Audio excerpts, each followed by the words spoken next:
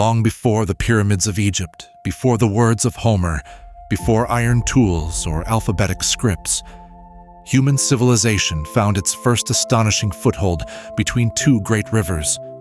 Ancient Mesopotamia, the land between the Tigris and Euphrates, is often called the cradle of civilization. But why here? How did a stretch of dusty floodplains set history's gears in motion? And why did it all eventually unravel? Consider this ancient hymn, spoken by priests of Sumer over 4,000 years ago. The rivers run high and bring copious waters. The harvest is abundant. The grain piles up in heaps. The people rejoice, and the gods look down with favor. Order rules in the city. Sumerian Temple Hymn translation. The people of Mesopotamia depended on the unpredictable generosity of their rivers. Floodwaters brought life-giving silt, but could also unleash destruction. To cope, villages began to cooperate, building canals and levees. Over time, these waterworks became the backbone for larger and larger communities. City-states like Uruk, Ur, and Eridu. Their leaders, the priest kings, justified their rule by claiming the favor of the gods. Ritual, myth, and engineering all grew together as inseparable parts of the Mesopotamian worldview. But life in this land wasn't just about feast and festival. The oldest known collection of laws comes from Mesopotamia. One famous example: if a builder constructs a house for a man, but does not make his work sound, and the house collapses and causes the death of the owner, the builder shall be put to death. Code of Hammurabi, c. 1754. The Code of Hammurabi reveals a world trying to grapple with justice and social order, sometimes harsh, always complex. The society that created these laws was deeply stratified, recognizing landowners, commoners, slaves, and rulers.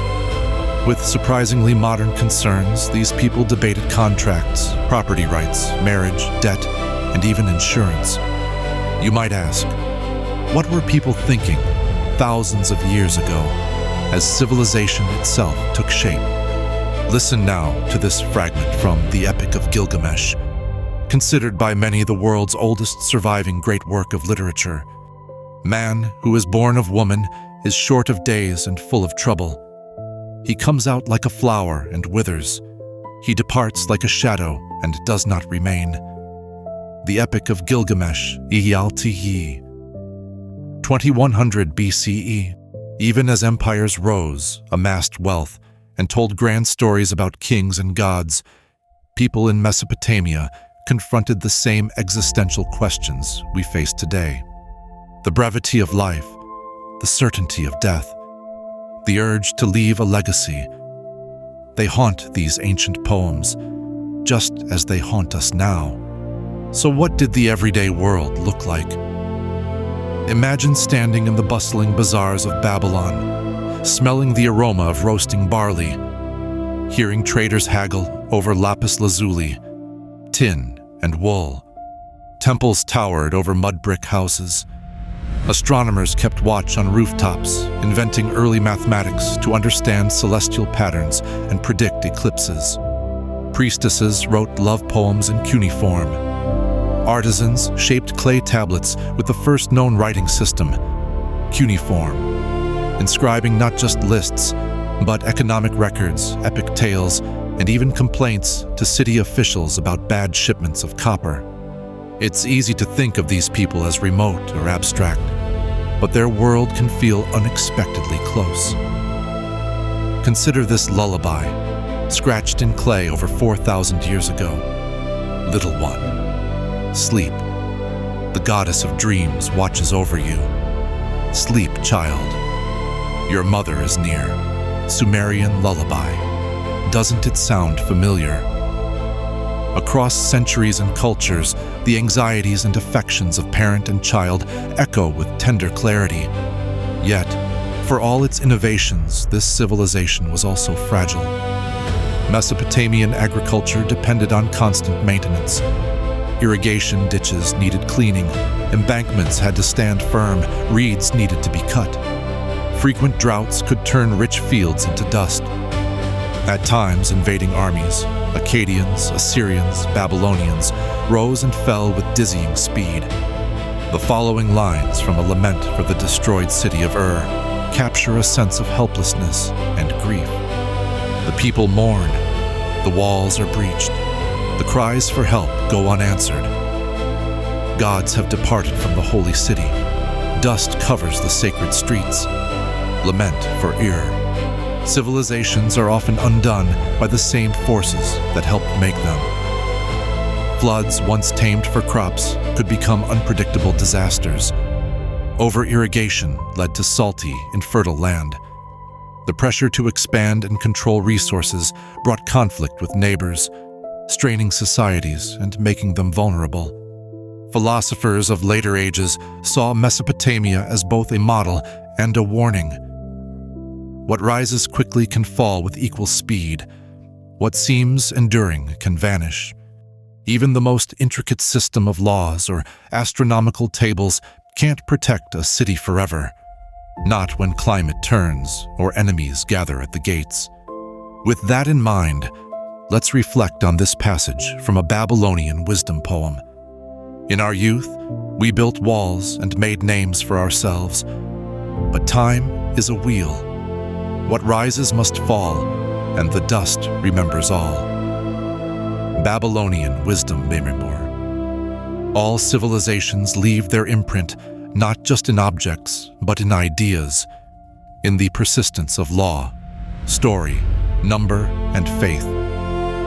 Mesopotamian methods of writing and accounting, their experiments in government, even their astronomy, have shaped later ages.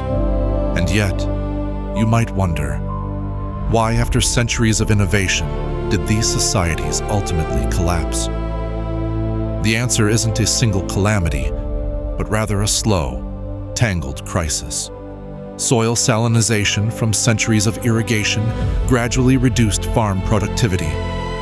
Climate shifts could trigger drought. With harvests shrinking, political authority eroded. Cities became less able to fund the repair of critical infrastructure. Wars of conquest strained resources further. The rise of new empires, first in neighboring Persia and later in Greece and Rome, reshaped the political map. By the time Alexander the Great marched through Babylon, the ancient heartland of Mesopotamia was already in decline.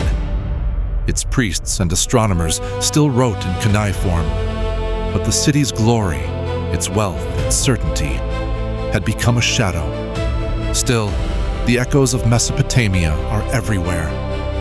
When we write with alphabets or keep accounts, when we marvel at the turning stars, record our laws, or strive to make sense of dreams, we're working in traditions first forged among the reeds and mud brick cities of that vanished world.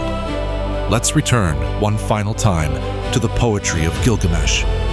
Strive to be happy in your heart. Delight in the child who holds your hand. Cherish the spouse who brings you joy. For these are the gifts of life, and they do not last forever. The Epic of Gilgamesh. In the end, perhaps that is the most enduring lesson of ancient Mesopotamia. Civilizations rise and fall. Monuments turn to ruin. But beneath the spectacular and the tragic, the everyday pursuit of happiness, connection, and meaning remains. So as we look back toward the first cities, the first laws, the first attempts to face the unknown with stories and numbers, we're really looking at ourselves, a mirror, cracked by time, that still reflects the ambitions and anxieties at the core of what it means to be human. Next time you see the sun setting behind a modern skyline, imagine how it looked behind the ziggurats of Babylon. In that golden light, history feels close, and the questions the people of Mesopotamia asked remain as urgent and as mysterious as ever.